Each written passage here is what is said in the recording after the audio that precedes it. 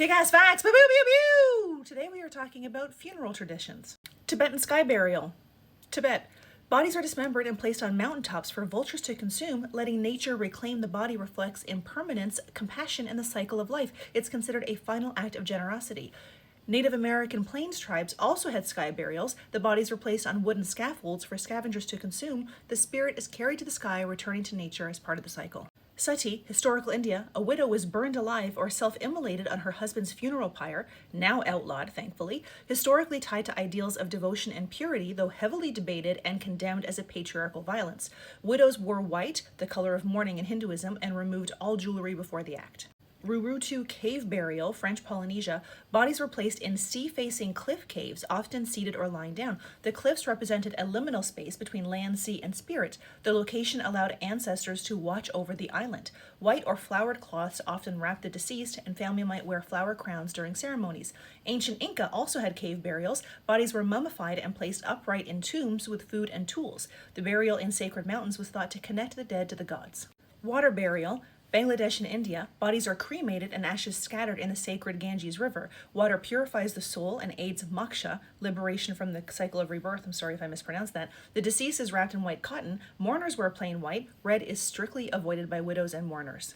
Hanging coffins from Sagada, Philippines. Coffins are placed high on cliff faces using wooden stakes, being closer to the heavens and keeping bodies away from ground-dwelling evil spirits. Famadihana from Madagascar are called turning of the bones. Ancestors are exhumed, rewrapped in silk, and danced with by family members. It reinforces bonds between living and the dead. The ancestors are not gone, they're part of family life.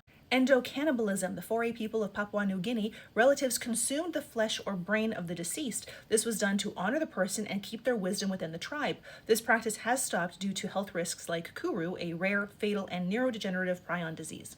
Fantasy coffins, the Ga people of Ghana. Coffins are carved to represent something meaningful. Planes, fish, shoes, cars, a celebration of life and personal identity. The funerals are festive. People wear bright celebratory clothing, and mourners may wear fabric printed with the deceased face. Mourning dances, the Baule people, of the Ivory Coast, masked dancers perform public mourning ceremonies to honor the dead and welcome them into the spirit world. Dancing bridges life and the afterlife, transforming grief into ritual beauty. Dancers wear elaborate masks and raffia skirts, and mourners wear black or indigo.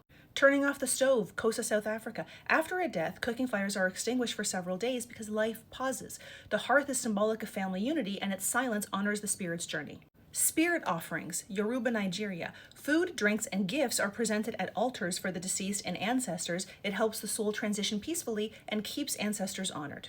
Death masks. Ancient Roman Renaissance Europe, a wax or plaster mask was made from the deceased face and often kept in the home. It was the preservation of likeness and memory, or for use in ancestor veneration.